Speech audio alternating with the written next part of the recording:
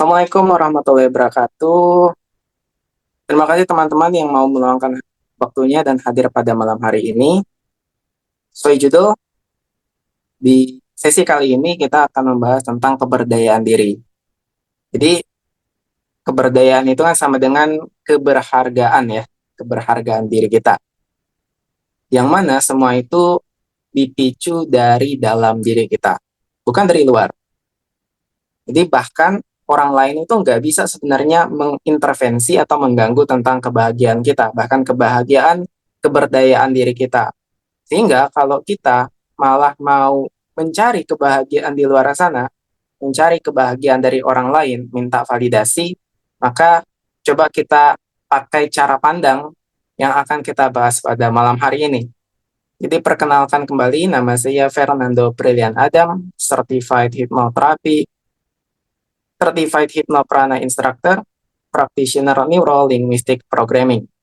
Dan selama 45 menit ke depan, kita akan menggali pendekatan non-dualitas dan sains. Jadi, nggak hanya dari satu sisi, tapi menggunakan pendekatan non-duality dan sains secara bersamaan, simultaneously.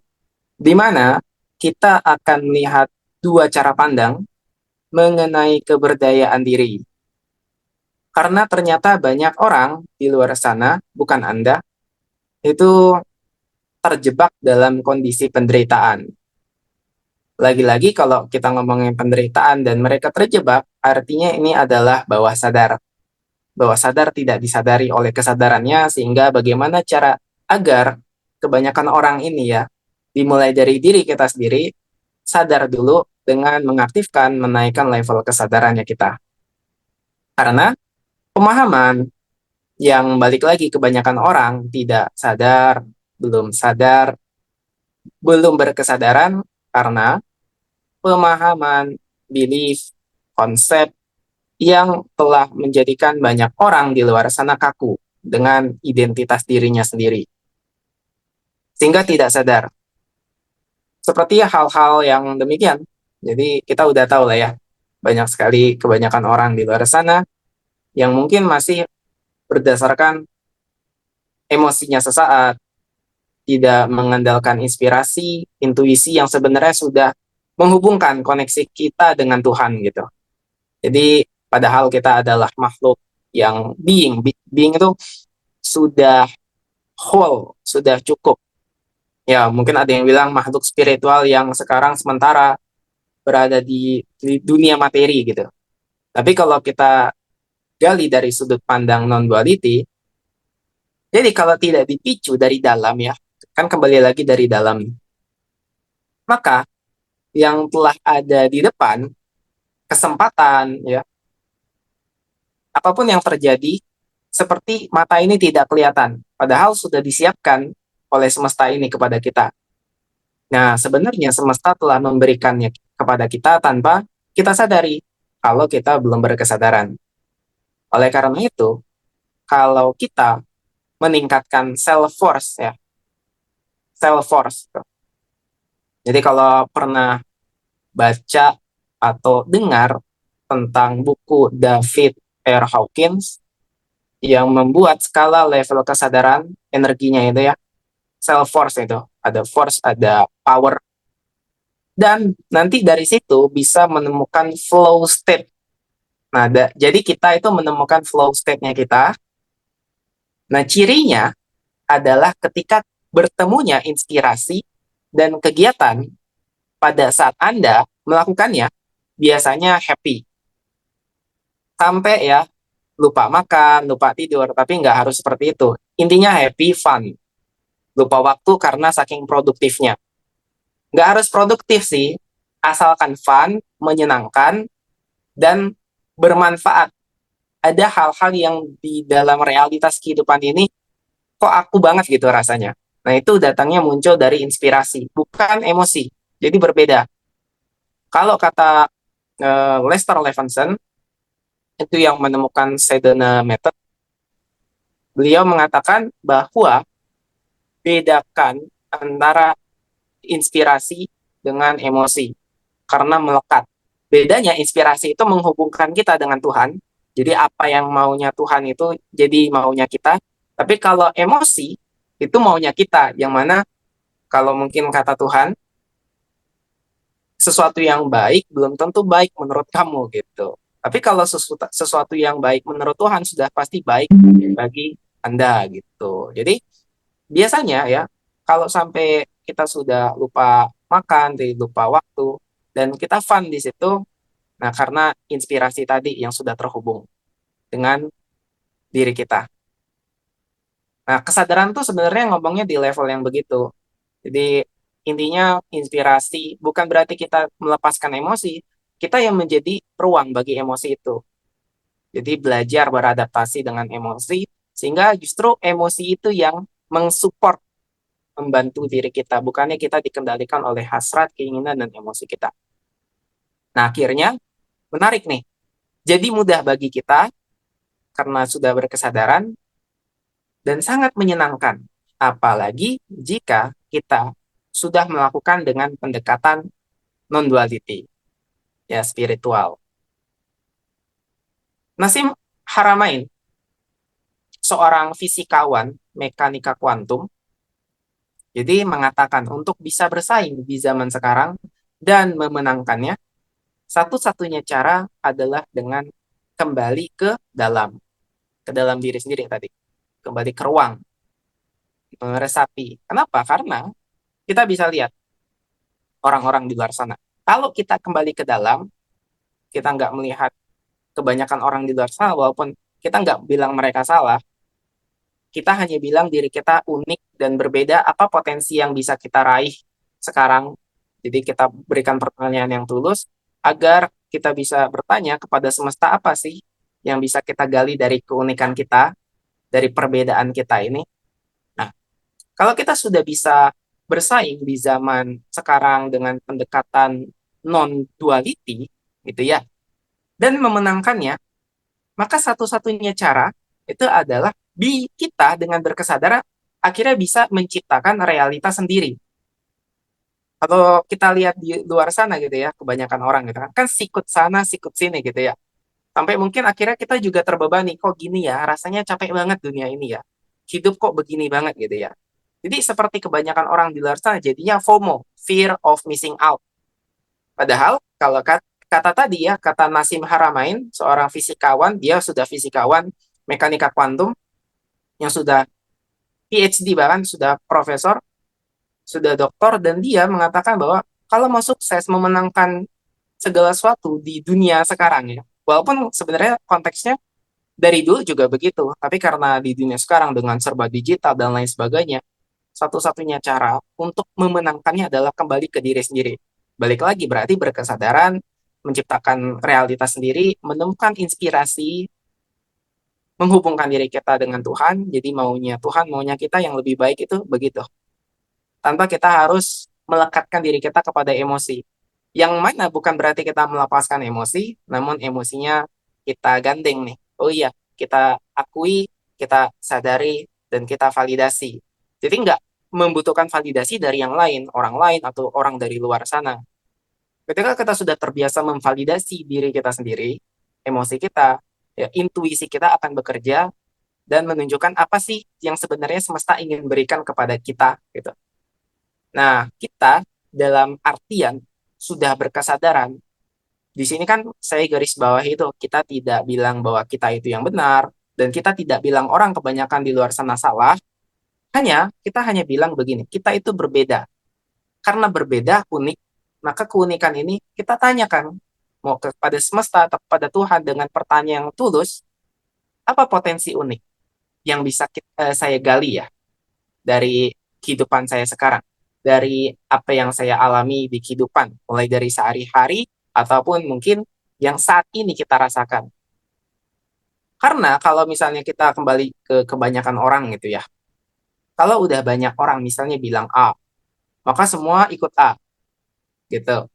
Ada yang bilang B, tapi sedikit, nanti dicemooh, dikucilkan, terasing gitu ya. Yang mana kalau kita lihat dari sudut pandang non-duality, kita, ya Anda, itu bisa melakukan hal yang Anda sukai. Dengan di tengah kesendirian Anda, ya. Jadi walaupun Anda itu jadi tidak merasa lagi kesepian, tidak merasa lagi kesendirian itu mengganggu Anda, bahkan Anda sendiri yang menentukan kesuksesan dan kebahagiaan karena Anda menciptakan realitas sendiri. Itu. Gini, jadi penjelasannya tuh kalau misalnya dari sisi emosi tadi ya, karena orang-orang yang sudah punya target sendiri itu bisa mengakses rasa bahagianya itu di awal. Mengakses rasa bahagianya itu di depan, ditaruh tuh. Jadi nggak harus ada pikiran yang kayak berekspektasi, berasumsi, dan berproyeksi. Karena pikiran itu nanti kita gunakan pada tempatnya, bukan pada saat kita menggunakan kesadaran kita. Kalau kita nanti melekatkan pikiran dengan emosi, maka nanti kita berharap bahwa kalau kita sudah mendapatkan itu baru bahagia. Padahal yang dimaksud dengan kesadaran adalah kita bisa mengakses rasa bahagianya di depan, justru malah menimbulkan kesuksesan bagi diri kita sendiri. Dan justru menariknya adalah ketika kita sudah bisa menaruh rasa bahagia di depan, gitu ya, malah semesta meresponnya dengan cepat. Justru itulah yang direspon oleh semesta. Oh gitu ya. Malah gini jadi. Kita bisa melakukan pertanyaan lebih unik lagi kepada diri kita karena kita sudah terhubung ya dengan semesta ini, sudah berkesadaran, apalagi nih. Jadi jangan sampai berkata-kata gini, kenapa ya? Kok hidupku begini ya? Banyak yang salah paham tentang pertanyaan yang misalnya saya sudah berikan penjelasannya di masterclass yang sesi yang lalu. Ada orang bilang, kok hidupku begini ya? Aduh, kenapa hidupku ruwet banget? Banyak penderitaan, kenapa ya? Nah, itu bukan pertanyaan, namun merupakan kesimpulan. Langsung disimpulkan, perasaannya sendiri yang menyimpulkan begitu, tapi kata-katanya mengeluarkan pertanyaan. Jadi, kalau misalnya dalam kesadaran dari sisi non-duality, pertanyaan yang dimaksud adalah pertanyaan yang tulus. Mengakses rasa bahagia di depan, sudah ikhlas dari awal. Sudah damai dari awal. Pertanyaannya gimana caranya bisa damai? Nah, mudah-mudahan dalam masterclass kali ini kita bisa menjawab semua itu dan perlahan-lahan kita bisa meningkatkan level kesadaran kita jadi aktif dan menuju apapun yang kita capai dan bisa selaras dengan semesta ini. Itu. Jadi kalau orang-orang di luar sana, makanya hati-hati. Kalau ternyata jangan-jangan kita malah menjalani mimpinya orang lain. Ikut-ikutan. Kalaupun ya, sukses. Ada orang-orang yang mengikuti mimpi orang lain dan sukses karena dia enjoy, pasti menikmati prosesnya. Tapi kalau misalnya dia tidak enjoy, berarti dia belum menemukan dirinya sendiri. Kan kurang lebih begitu ya. Belum enjoy. Seperti saya dulu kan, kenapa ya? Belum enjoy ketika belajar hal-hal yang kurang menyenangkan bagi saya. Kurang menyenangkan tuh karena saya ikut-ikutan dengan teman-teman yang ada di pergaulan saya, teman-teman yang ada di sekitar gitu ya.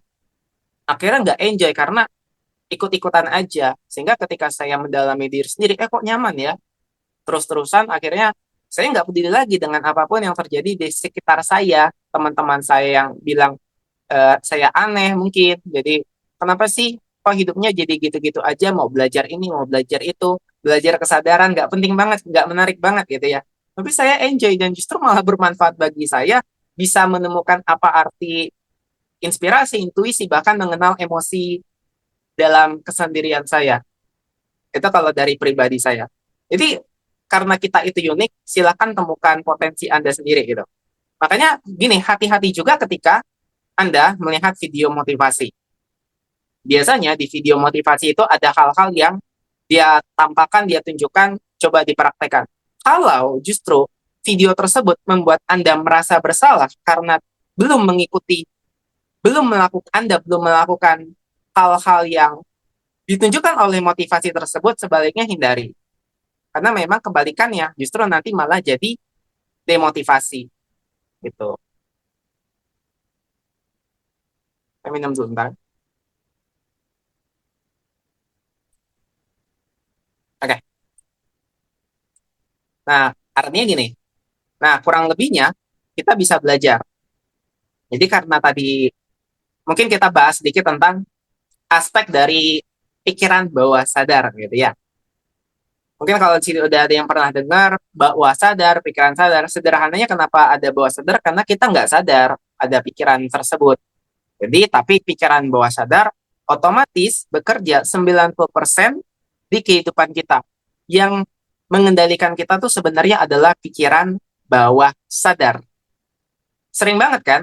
Eh, Contohnya gini, termasuk saya dulu ketika tidak berhati-hati, ada waktunya saat 5 menit sebelum tidur ataupun 5 menit setelah bangun tidur. Nah, ini kita bahas sedikit tentang bawah sadar. Saat itu, ya, saat sebelum dan setelah tidur, setelah bangun tidur, gelombang otak itu sedang ada di frekuensi theta. Jadi mudah sekali dimasukkan informasi yang belum tentu benar, belum tentu sesuai bagi kita, apalagi masuk ke bawah sadar. Kalau masuk ke bawah sadar pada saat kita scrolling HP, terus jadi program, itu analoginya gini, jadi rel dan kita adalah keretanya. Relnya terus-menerus meluncur kemanapun.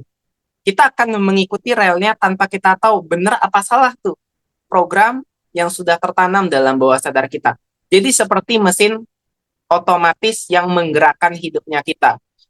Makanya dengan kesadaran, walaupun kita nggak bahas secara full, secara penuh tentang pikiran bawah sadar, karena itu bahasnya di pikiran, tapi secara tidak langsung belajar tentang kesadaran, nanti kita bisa memunculkan inspirasi yang membuat kita dalam track yang benar gitu. Karena munculnya intuisi dan inspirasi yang membuat kita utuh.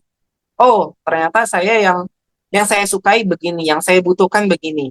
Nggak harus nanti bingung dengan keadaan yang mempengaruhi kita dari luar sana. Karena kalau kita mengikuti orang-orang di luar sana yang balik lagi, kita tidak mengatakan mereka salah, kita hanya mengatakan diri kita berbeda dan kita menggali potensi unik kita, maka relnya benar nanti. Relnya kita jadi keretanya itu mengikuti rel yang sudah sesuai dengan tujuan yang ingin kita capai gitu. Oke, jadi salah satu dari default system juga dari pikiran gitu ya. Dan sekarang lebih umum lagi karena default system itu default bahasa Indonesia apa ya? Dia berarti cenderung gitu. Default system dari pikiran adalah sering banget diisi, ada isinya gitu dengan perbandingan. Sering nggak berpikir tentang gitu ya? Membandingkan, memberikan perbandingan, itu komparasi, compare antara diri sendiri dengan orang lain. Nah, dengan mengakses berita dari luar mengenai pencapaian orang lain, ya, apalagi sesaat setelah tidur atau mau tidur gitu ya, atau setelah bangun tidur. Di sini kita tidak lihat benar dan salah. Mungkin kalau Anda dan juga saya juga begitu. Kalau misalnya bangun, kadang melihat HP dulu ya. Tapi kita nanti bisa rem tuh. Karena itu posisinya lagi trans. Jadi kalau kita pakai dari sudut pandang non-duality, misalnya minimal, kita melihat apakah ini works untuk saya, untuk Anda atau enggak. Kalau ternyata works, ya nggak apa-apa, silakan aja. Tapi kalau misalnya jadi ada yang kurang enak di dalam diri Anda, coba pertimbangkan kembali. Tapi kalau berfungsi dengan baik dan jadi muncul rasa semangat dan menggerakkan diri Anda karena energi itu adalah pergerakan, jadi saat Anda bergerak, it's fine, no problem. Tapi kalau enggak, silakan cari yang lain. Silakan gunakan cara pandang yang lain atau lakukan kegiatan yang lain. Makanya ketika kita jadi tahu nih keberdayaan diri kita tidak lagi melihat, mengukur diri kita dengan pencapaian orang lain. Karena salah satu banyak sekali problem anak muda yang saya temukan juga karena mereka insecure. Tidak, bukan tidak bersyukur ya. Jadi pengen bersyukur itu rasanya jadi, kok nggak mau ya, mau dipaksakan kok malah jadi nggak ikhlas gitu kan. Balik lagi tuh muter-muter gitu. Kemarin juga saya itu lagi bertemu dengan klien yang menangani masalah yang serupa. Bukannya nggak mau bersyukur, pengen bersyukur tuh, tapi rasa hatinya nggak ikhlas, kenapa ya gitu. Agak repot jadinya. Nah, oke, terima kasih ya teman-teman yang telah hadir dan ikut pada masterclass malam hari ini. Kenapa grup ini saya buat? Seperti yang udah kita ketahui bersama, ya, energi itu netral. Dan yang memberikan makna adalah pikiran dan perasaannya kita. Dan cara kita kembali kepada kemurnian atau kenetralan adalah dengan kesadaran. Tuh. Jadi ketika kita sadar, otomatis. Jadi seperti yang saya sudah bahas pada masterclass sebelumnya, salah satu cara membuat kesadaran naik level adalah dengan menggunakan pertanyaan yang tulus. Bukan pertanyaan yang, oh kenapa Tuhan hidupku begini, kenapa hidupku begini, gitu. Itu sudah kesimpulan. Jadi pertanyaan yang tulus, apa kira-kira yang akan saya hadapi? Dan tapi pertanyaannya juga akan saya bahas, kita kulik pada malam hari ini, karena berdasarkan pengalaman saya juga, pertanyaan itu kalau misalnya tidak didasari dengan ketulusan pertanyaan yang benar-benar pertanyaan, maka kita bisa jadi punya problem gitu. Nah, kita balik lagi, jadi agar kita bisa masuk dan kembali dalam kesadaran mindfulness untuk hadir di sini saat ini, ya kan? Begitu kesadaran. Jadi, nanti untuk pertanyaan kita akan bahas lagi lebih dalam nanti ya, sebentar lagi. Jadi, saya bahas dulu di sini saat fokusnya agar kita bisa hadir di saat ini, itulah mindfulness, kesadaran. Tapi, nah problemnya kenapa? Kenapa ada tapinya? Karena dalam kehidupan ini banyak sekali orang yang berdasarkan riset, ini udah dari riset dari Universitas Harvard, ya, sekitar 46% orang kebanyakan masa aktif pikirannya itu terjebak looping, muter-muter ke masa lalu, ke masa depan. Jadi kalau ke masa lalu penuh penyesalan, kenapa hidupku yang lalu begini ya, begitu ya. Ke masa depan penuh ketakutan, penuh dengan kekhawatiran. Jadi takut hidup, jadi takut mengambil langkah, jadi takut begini dan begitu. Dan itu benar-benar aktif pikirannya begitu, muter-muter looping. Dan pertanyaan yang benar adalah fungsinya meningkatkan kesadaran, meningkatkan kualitas dari apa yang kita sadari nanti. Akhirnya netral, ketika netral, pikiran dan perasaannya juga ikut kembali kepada porsinya. Jadi kita tidak lagi menghadirkan pikiran bukan pada tempatnya, karena padahal pikiran itu hanya untuk teknikal, teknis, ya analitikal. Tetapi ketika kita gabungkan pada semua kompleksitas masalah hidupnya kita, perjalanan hidupnya kita, yang mana harusnya nggak hanya dengan pikiran, pikiran tuh ya hanya sebatas pikiran. Nanti kita gunakan kesadaran. Tapi yang jadi problem adalah ketika kita terus menggunakan pikiran dan kita otomatis tuh, jadi pikiran melekat aja. Yaitu problemnya di situ. Ketika kita tidak menyadari bahwa ternyata pikiran itu yang menjadi sumber masalahnya, kita terjebak tuh looping, muter-muter. Gitu. Nah, menariknya adalah kemarin juga saya bahas di salah satu klien saya yang konsultasi adalah melakukan meditasi ya. Jadi di sini juga mungkin untuk teman-teman yang mungkin melakukan praktek gratitude, journaling, clearing gitu ya, terus meditasi, pernafasan dan sebagainya. Saya pernah ditanya, kok sudah melakukan praktek kesadaran, tapi penderitaan masih ada dalam hidup ya, gitu. Jadi saya jelasin dulu, ketika kalau pakai non-duality, cara pandang non-duality, kita tidak pernah menolak penderitaan. Dengan belajar terapi, dengan belajar self-healing, pengembangan diri, kita bukannya menghindar, bukannya menolak dari penderitaan. Jadi seperti analoginya, kita tidak menolak hukum gravitasi. Ya kan, kita udah tahu gravitasi jatuhnya ke bawah. Nah, jadi kalau kita jatuh dari ketinggian, yang jadinya kita udah tahu nih, udah sadar, gliding aja di udara. Karena secara alami, dari potensi yang kita punya, kita sudah punya perlengkapannya. Bahkan untuk bisa mendarat sempurna, mulus pada saat mendarat ke bumi, atau kita punya parasutnya. Gitu kira-kira. Ada parasutnya, ada glidingnya. Jadi walaupun kita punya masalah, gliding, smooth aja. Meluncur gitu. Nggak langsung jatuh ke bawah, hancur. Kalau kita bebani pikiran kita, perasaan kita, malah jadi beban, hancur, kita jatuh. Wah, hancur gitu. Karena kita bukannya menggunakan apa yang sudah ada dalam diri kita, udah alami, tapi kalau kita malah menolak gitu. Akhirnya malah terbebani dengan penderitaan yang sebenarnya kita buat sendiri. Begitu. Nah, karena kebanyakan orang ketika terjadi ketidaknyamanan dalam hidupnya, rasa sakit, painful. Jadi kan, sorry, bukannya diterima rasa sakit itu, malah ditolak keberadaannya dan jadilah penderitaan. Aku nggak mau begini, aku nggak mau begitu. Padahal ya, makanya dari pendekatan non-duality, cara yang paling cepat untuk menderita. Jadi, kalau dari pendekatan non-duality, cara paling cepat untuk menderita adalah tidak mengharapkan kondisi yang kita alami. Silakan aja. Jadi, nggak mau, itu menderita paling cepat begitu. Nah, kalau sebaliknya, bagaimana? Resapi saja kondisi yang kita alami. Untuk merubah kehidupan, rubahlah dulu perasaannya kita. Sadari dulu, terimalah dulu. Jadi terima dulu dengan selebar mungkin, dengan tangan terbuka. Nah, di sini latihannya.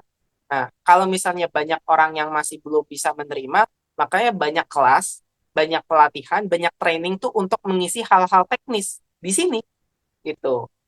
Jadi kalau udah tahu intinya, walaupun nggak belajar itu, mungkin niat udah ingin sadar, ya silakan bisa aja begitu. Tapi yang kebanyakan orang kesulitan di situ. Karena gimana, saya tuh maunya nggak menderita, tapi pikiran dan perasaannya muter-muter aja di situ. Nah, silakan. Jadi bagi Anda yang mau mengikuti pelatihan di luar sana, ya termasuk kami juga menyediakan pelatihan dan training untuk bisa membebaskan diri dari penderitaan ya. Kami dari Hipnoprana itu. Jadi juga bisa menciptakan perubahan dalam hidup Anda, kurang lebih begitu. Jadi terima dulu ya dengan selebar mungkin, dengan tangan terbuka apapun yang sekarang kita sedang alami. Dan tantangannya memang otak menurut penelitian ya, balik lagi ke otak, balik lagi ke pikiran, ternyata otak selalu melihat hal yang salah dari kondisi yang kita alami. Makanya dulu ya ketika saya belum belajar tentang kesadaran, karena masih mengandalkan pikiran juga, yang terjadi apa? Ketika masih mengandalkan pikiran, melekat dengan pikiran. Saya mengidentifikasi identitas diri saya sebagai problem solver. Nah, ini kembali lagi tadi saya ingin jelaskan tentang pertanyaan. Gunakan pertanyaan yang tepat, walaupun ini benar-benar pertanyaan, tapi kalau pertanyaannya itu kurang sesuai, jadinya begini. Saya dulu mengidentifikasi diri saya, identitas saya adalah sebagai problem solver yang menyelesaikan masalah. Gitu. Karena otak ini pintar sekali untuk mencari kesalahan.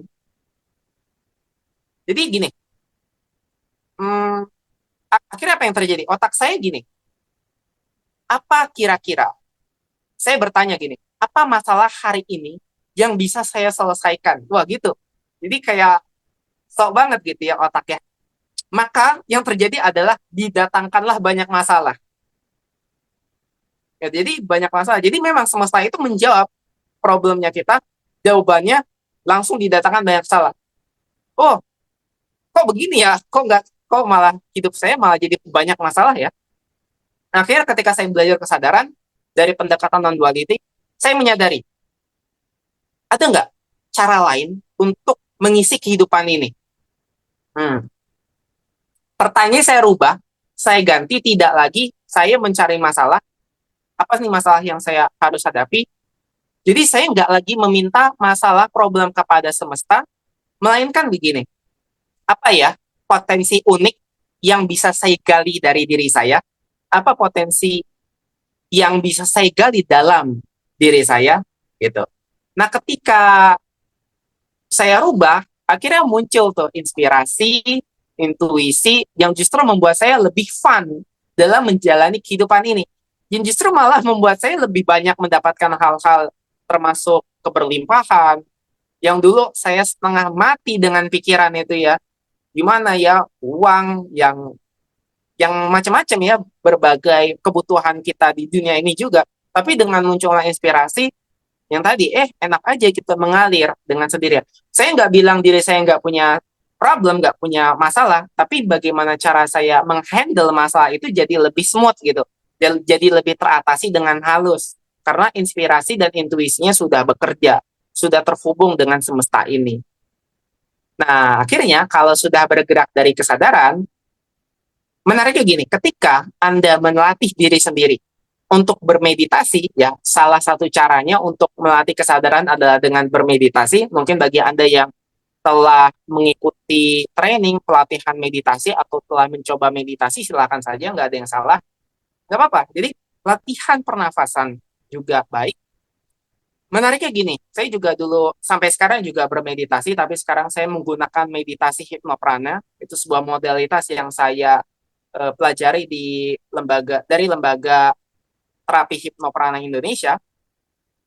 Tapi dari sisi manfaat meditasi biasa saja yang umum, itu ternyata di riset dari hasil penelitiannya bisa menambah aliran neuron baru untuk otak agar bisa jadi lebih cerdas. Nah, manfaatnya apa? Ketika sudah jadi lebih cerdas, kita bisa melihat apa yang benar dari kondisi yang sedang kita alami. Jadi bukan lagi melihat dari kondisi yang salah, apa yang salah dari apa yang telah terjadi dalam hidup ini, tapi melihat yang benar dari kondisi yang kita alami. Itu salah satu manfaatnya dari meditasi. Dan sebenarnya manfaat dari kesadaran dan meditasi adalah salah satu latihannya begitu. Walaupun nanti ada yang bilang bahwa tidak harus meditasi, silakan saja, karena apapun yang kita lakukan kesehariannya adalah meditasi. Kan begitu. Banyak sekali ya pendapat-pendapat, dan itu nggak benar nggak salah, nggak kita perlu perdebatkan, nggak perlu kita pusingkan apalagi dengan pikiran. Ya kita santai saja jalani, nanti inspirasi dan intuisinya akan Anda dapatkan sesuai dengan apa yang ingin Anda capai, sesuai dengan tujuan Anda gitu. Nah, artinya gini, ketika Anda tidak menolak kondisi yang saat ini sedang Anda alami, karena sebenarnya apapun yang terjadi tidak salah, karena diri kita sendiri yang memaknai apapun yang terjadi. Karena kita adalah infinite being, ya. Kita itu yang tidak terbatas, yang sudah whole, sudah komplit. Kita bisa melakukan apa saja yang menyenangkan bagi kita, maka timbal balik dari semesta ini juga sebenarnya sedang membantu kita untuk berkontribusi terhadap perkembangan hidupnya kita. Hanya kendalanya adalah ketika kita tidak menyadari, ketika yang terjadi adalah hal yang tidak mengenakan, mungkin hal-hal yang kita rasa itu sangat menyakitkan, dan kita maknai demikian, pikiran dan perasaan kita artikan bahwa yang terjadi adalah hal tidak enak, penderitaan, jadi yang kita lihat begitu. Padahal ya, apalagi gini, mungkin ada program nih, mungkin saya juga begitu, saya akui bahwa ada program yang sejak kecil sudah tertanam di alam bawah sadar saya, dan mungkin juga ada banyak orang yang begini, ada perkataan begini, realita itu, kehidupan itu bersakit-sakit dahulu, baru bisa bersenang-senang kemudian. Nah, emang begitu, tapi dari sisi pendekatan non-dualitas, ternyata gimana kalau kita itu udah bersenang-senang dari awal, sekarang, sampai akhir, sampai nanti. Kita tuh udah bersenang-senang, jadi nggak perlu lagi memikirkan, oh bersusah-susah dahulu, bersenang-senang kemudian. Gimana ternyata kalau bersenang-senang dahulu, bersenang-senang kemudian. Jadi begitu kalau dari pendekatan non-duality. Kita tidak lagi merespon segala sesuatu itu dengan penderitaan, tapi ternyata saat ini kita sudah bahagia. Saat ini kita sudah sangat berkelimpahan. Nah, tapi gini, sorry, saya minum dulu. Nah, buktinya, ya ini kan kita kembali lagi dengan kasus contoh di luar sana. Misalnya, oh mas, buktinya saat ini saya masih jadi bawahan orang lain, diatur bos saya. Gimana bisa bersenang-senang? Gak mungkin kan bisa melakukan hal-hal yang saya suka gitu. Nah, kembali lagi, itu bukan pertanyaan. Itu adalah kesimpulan. Karena sudah bergerak dari kesimpulan tadi, maka yang terjadi adalah demikian. Kalau kita bicara energi ini ya, energi tidak dapat diciptakan, tidak dapat dimusnahkan. Hanya dapat dikonversi, hanya dapat diubah bentuknya pertanyaan yang benar-benar pertanyaan itu dapat merubah bentuk kondisi apapun yang kita sedang alami.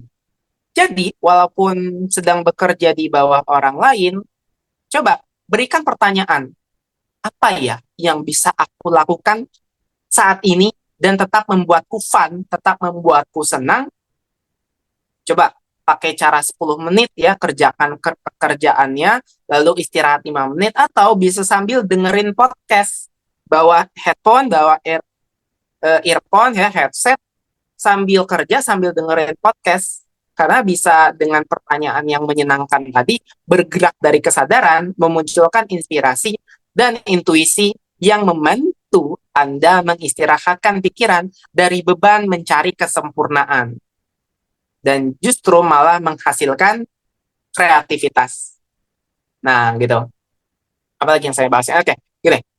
Penulis buku Men Are From Mars, terus Women Are From Venus, bilang, John Gray namanya, John Gray PhD, dia bilang, kebanyakan orang gelasnya itu kosong, dan berusaha mencari kekosongan itu dengan mencarinya dari luar. Meminta kebahagiaan dari luar. Meminta kebahagiaan dari orang lain. Dari teman, dari pasangan, dari state yang gini, tolong dong bahagiakan saya. Jika yang terjadi begitu ya konflik, berantem ujung-ujungnya kan. Dan itu kita bisa lihat kebanyakan orang di luar sana begitu. Karena semakin dicari keluar, semakin mencari keluar justru semakin dalam. Justru semakin kosong.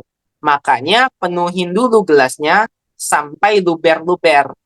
Baru kita bisa membagikannya kepada orang lain. Kurang lebih begitu. Saya masuk ke slide bentar biar ada gambaran, biar nggak terlalu ini ya, nggak terlalu hanya kata-kata, nggak hanya terlalu verbal. Coba saya izin bentar, saya matikan ini biar saya fokus untuk ke slide.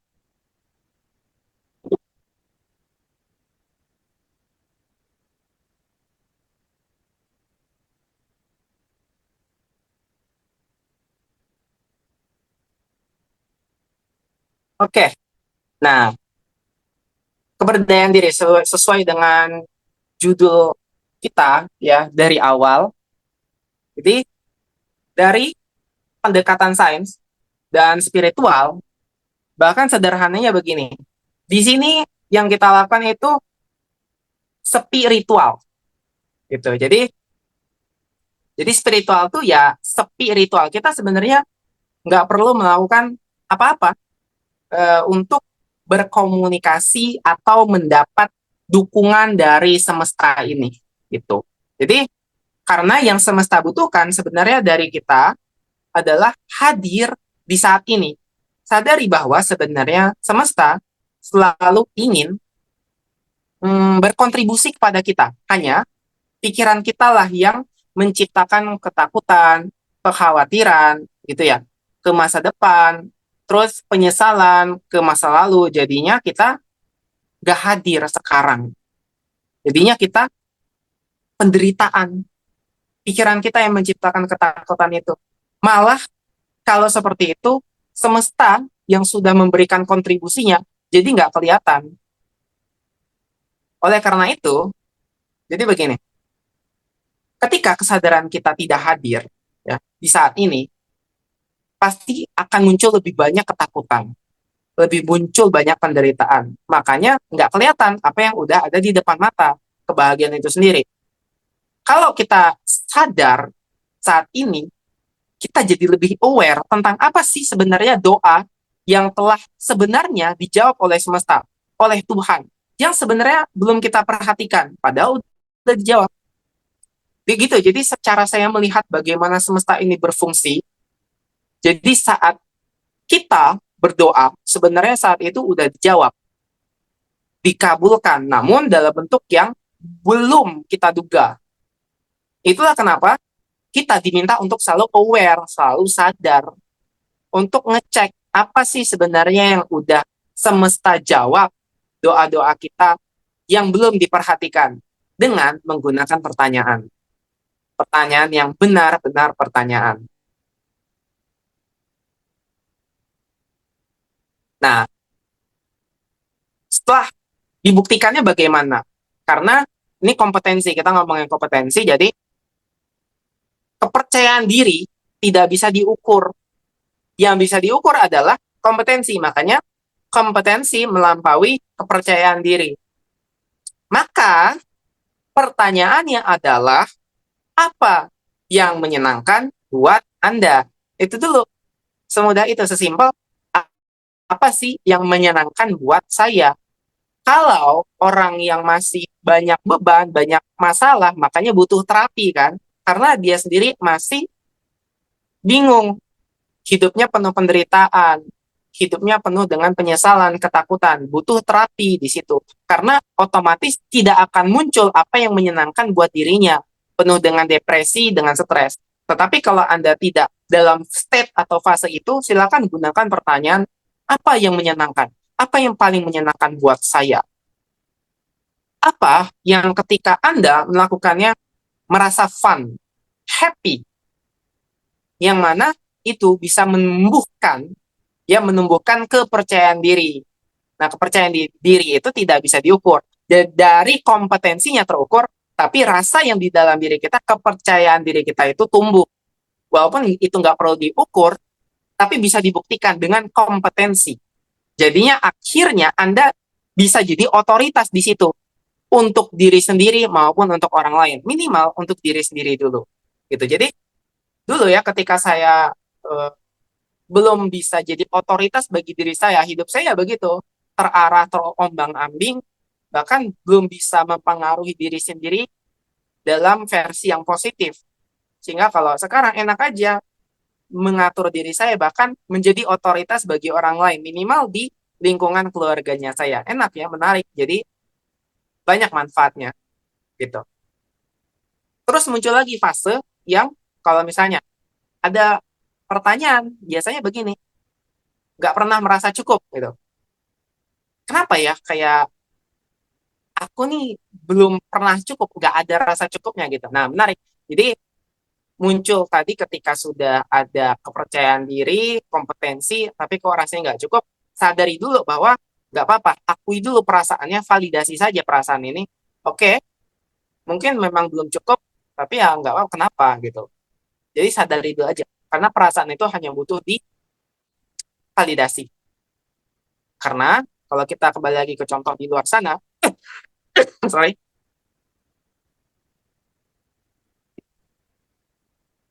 banyak sekali orang di luar sana akan menghakimi diri kita saat ini, yang di sini gitu. Ya, kita dijudge, kita dihakimi. Saya sering dijudge. Buat apa kamu belajar? Buat apa menarik? Buat apa belajar hal tidak menarik seperti kesadaran? Gak pernah puas ya? Gak bersyukur ya? Nah kan pikiran-pikiran perkataan begitu konsep di mereka yang sebenarnya silakan saja berpikir demikian. Tapi bagi saya hanya bilang, bentuk syukur adalah dengan menggali potensi. Dan ketika belajar sesuatu, tentunya ya, dari sudut pandang energi, karena sebenarnya apa yang kita sudah bahas pada malam hari ini, dan juga akan kita bahas seterusnya tentang energi, tentang yang kita bahas di sini, di deep down kita sebenarnya kita udah tahu. Hanya perlu disadari. Makanya muncullah fasilitas begini, ada masterclass. Karena sebenarnya kita udah tahu, hanya butuh diingatkan saja. Itulah vibrasi. Kalau Anda hadir pada malam hari ini, Anda hanya akan mencari sinyal yang sama, yang sedang Anda butuhkan. Fungsinya saya hanya mengingatkan apa yang udah Anda punya. Jadi ini bukan hal yang baru, hanya mengingatkan gitu. Untuk keselarasan energinya keluar lagi. Yang lebih fun, lebih menyenangkan, yang vibrasinya lebih powerful. Kalau tidak sesuai, ya bisa jadi seperti kebanyakan orang di luar sana. Tanpa kita judge, kita hanya bilang bahwa kita ini berbeda dan apa yang kita gali dari potensi unik kita. Nah, menariknya, ini terakhir dari sisi non-dualistik ya, non-duality pendekatan ini, kita tidak melihat benar dan salah. Kita tidak melihat gagal dan sukses. Gagal ya gagal, tinggal digali lagi potensinya. Sukses ya sukses, kita tidak melekat pada kesuksesan itu. Gini, jadi ceritanya begini. Hanya kita melihat apakah yang kita lakukan ini menyenangkan. Menyenangkan nggak buat saya gitu. Saya dulu, kok saya dulu gini, saya punya teman trader dulu, ceritanya gini, kita bisa lihat kesuksesan yang ternyata malah menjadi limitasi. Karena pernah ya dapat profit harian 1,5 juta per hari dalam kurun waktu seminggu pertama.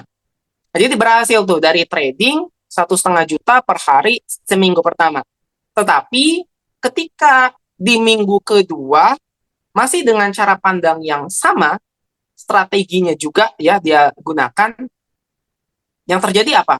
Pas di minggu kedua pasarnya terbalik, kurang fleksibel dirinya, sehingga karena masih menganggap cara yang pertama itu dari minggu pertama masih bisa profit. Akhirnya yang terjadi malah dia rugi. Nah, kebanyakan orang lupa bahwa sukses kita sekarang belum seberapa dibanding dengan yang sudah semesta siapkan untuk kita. Menariknya, ketika Anda sudah menyadari, misalnya, saat Anda sudah sangat sukses hari ini, sadari bahwa masih ada lagi sebenarnya yang bisa kita raih. Inilah kenapa kalau orang-orang yang udah pensiun biasanya cepat sakit. Kenapa? Kalau tidak diberikan target baru, tidak diberikan target-target yang lebih baru lagi. Jadi tidak diminta untuk tetap kreatif dan tidak diminta terus berkarya, bisa cepat sakit. Karena energi itu kan selalu bergerak, pergerakan energi, emotion gitu. Sehingga Anda terus selalu antusias. Kalau udah kita menyadari bahwa energi bergerak, kita bisa terus selalu antusias melihat kehidupan dan tidak takut kehilangan. Nah, di sini menariknya. Menurut riset, orang-orang sukses itu punya rasa takut kehilangan. Sebaliknya, kalau kita berkesadaran itu sudah netral, biasa saja. Sukses ya sukses, gitu. Jadi kenapa orang-orang yang setelah bahagia itu selalu diikuti dengan penderitaan? Karena dirinya selalu ingin mempertahankan kebahagiaan. Bagaimana? Gini ya. Jadi mempertahankan kebahagiaan tuh gimana? Dari sisi non dualistik nggak bisa, nggak begitu. Kita menerima kebahagiaan, kita menerima penderitaan. Jadi otomatis ternyata kalau kita menggunakan pendekatan dari sisi non dualistik ya, kita kembalikan lagi bagaimana ternyata pertanyaannya fungsi kita bukan untuk mempertahankan rasa bahagia, tetapi untuk bisa terus naik ke level berikutnya, untuk terus bergerak dan untuk terus melihat kehidupan secara antusias. Nah, kurang lebih begitu. Oke, sampai sini mungkin ada yang ingin ditanyakan sebelum saya akhiri. Tadi niatnya ingin hanya setengah jam atau 45 menit ya, tapi ternyata bisa lebih. Karena begini, saya tuh lebih banyak masuk ke anak-anak yang muda, mereka bilang kalau kelamaan itu bosan, ya udah. Jadi saya batasi waktu di live Instagram juga paling enggak 30 menit sampai 45 menit. Oke, mungkin sampai sini